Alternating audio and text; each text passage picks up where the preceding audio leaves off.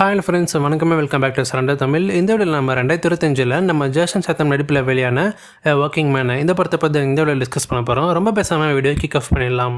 படத்தோட கதையை பார்க்குற முடியும். இந்த படத்தை சிம்பிளாக ஒரு ரிவ்யூவில் சொல்லணும்னா, வழக்கமான ஒரு ஜேசன் ஸ்டேத்தம் படம் தான் இது. உங்களுக்கு ஜேசன் ஸ்டேத்தமோட ஆக்ஷன் படங்கள்லாம் பிடிக்கும்னா கண்டிப்பாக இந்த படம் உங்களுக்கு பிடிக்க வாய்ப்பு இருக்குது. இல்லை டிஃப்ரெண்ட்டான ஸ்டோரி எதிர்பார்க்கக்கூடிய ஆளாக இருந்தீங்கன்னா கண்டிப்பாக உங்களுக்கான படம் கிடையாது. இது ஒரு ஆக்ஷன் ரசிகர்களுக்காக எடுக்கப்பட்ட ஒரு படம். இந்த படத்தோட கதையில் நம்ம ஹீரோவான ஜேசன் ஸ்டேத்தம் ஒரு கன்ஸ்ட்ரக்ஷனில் வேலை செய்கிற ஒரு ஆளாக இருக்கார். அவர் மட்டும் வராரு போகிறாரு ஒரு வேலையை செஞ்சுட்டு இருக்காங்க. ஆனால் அந்த வில்லன்ஸ் இருக்காங்களே, அது எப்படி அவன் வேலை செய்யலாம், அவனோட லைஃப்பில் நான் எப்படியாச்சும் வந்து தொந்தரவு பண்ணி அவனை சண்டைக்கு இழுக்கணுன்றதுக்காக வேணுன்ட்டு வம்படியாக வருவாங்க. அந்த மாதிரி தான் நம்ம ஜேசன் ஸ்டேத்தமோட பாஸோட பொண்ணை பார்த்தோன்னா கடத்திட்டு போயிடுறாங்க. அப்படி கடத்திட்டு போன பொண்ணு நம்ம ஹீரோ எப்படி கண்டுபிடிச்சி காப்பாற்றுறாரு அப்படின்றதான் இந்த படத்தோட மொத்த கதையே. இதே மாதிரியான கதைகளில் நிறைய படம் வந்திருக்கு. நம்ம ஜேசன் ஸ்டேத்தமே நிறைய படங்கள் நடிச்சிருப்பாரு. உதாரணமாக நம்ம இன்னொரு ஆக்ஷன் ஹீரோவான லியாம் நீசன், அவரோட one of the best action மூவியான டேக்கன், அந்த படத்தோட கதையும் ஏதோ சிமிலராக தான் இருக்கும். அந்த கதையில் ஆக்ஷனை எப்படி கொண்டு வந்திருக்காங்க, இவங்களுக்கு ஏற்ற மாதிரி இந்த ஆக்ஷன் ஹீரோகளுக்கு ஏற்ற மாதிரி கதையை எப்படி அமைச்சிருக்காங்க அப்படின்னு தான் ரெண்டு படங்களுக்கும் உள்ள வித்தியாசமே. ஆப்வியஸாக கண்டிப்பாக இந்த படத்தில் ஆக்ஷன் சீக்வன்சஸ் எல்லாமே நல்லாவே பண்ணியிருக்காங்க. படத்தில் 3-4 ஃபைட் சீக்வன்ஸ் பார்த்தீங்கன்னா வச்சுருக்காங்க. அதில் 2 ஃபைட் சீக்வன்சஸ் கொஞ்சம் பிரம்மாண்டமாக பண்ணியிருக்காங்க, மீதி 2 சிம்பிளாக இருக்கும்.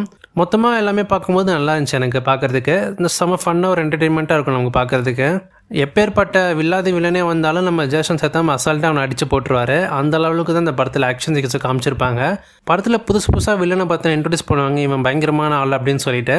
பார்த்தா அவனை ஈஸியாக நம்ம ஆள் அடித்து பொழந்து கட்டுவார். Hand to hand fight sequences எனக்கு ரொம்ப பிடிக்கும். அது இந்த படத்தில் நிறைய இடத்துல போர்ட்ரே பண்ணி காமிச்சிருப்பாங்க. பர்ஃபார்மன்ஸ்னு பொறுத்த வரைக்கும் ஜேசன் ஸ்டேத்தம் ஒரு சட்டிலான ஒரு பர்ஃபார்மன்ஸ் தான் கொடுத்துருப்பாரு. அவரோட பொண்ணை வச்சு கொஞ்சம் எமோஷ்னலாக கொண்டு போக முயற்சி பண்ணியிருப்பாங்க. அது ஓரளவுக்கு ஒர்க் அவுட் ஆயிருக்குன்னு சொல்லலாம். பட் பெருசாக நம்மளால் கனெக்ட் பண்ணிக்க முடியாது. அண்ட் சுற்றி இருக்க மற்ற கேரக்டர்ஸ் எல்லாமே அவங்களுக்கு கொடுக்கப்பட்ட கதாபாத்திரத்தில் அவங்க நல்லா நடிச்சு கொடுத்துருக்காங்க. அவங்களுக்குமே கேரக்டர் ரைட்டிங்கிறது பெருசாக எழுதப்படலை.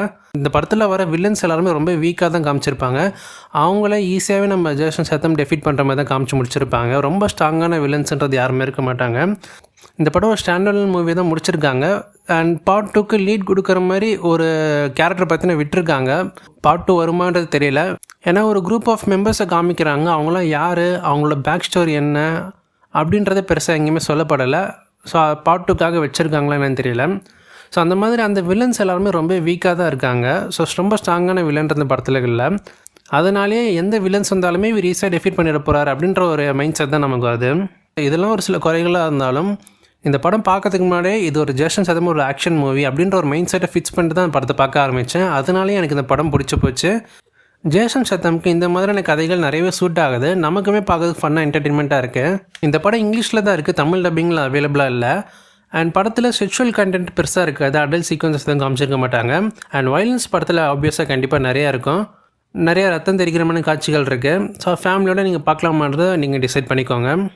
உங்களே எத்தனை பேர் இந்த படத்தை பார்த்துருக்கீங்க? பார்த்தவங்களுக்கு இந்த படம் பிடிச்சிருக்கா இல்லையா? மறக்காம கீழே கமெண்ட்ஸ் லீவ் பண்ணுங்கள். இதே போல் இன்னொரு சந்திக்கிறேன். நான் உங்களை நண்பன். Tata, bye, see you.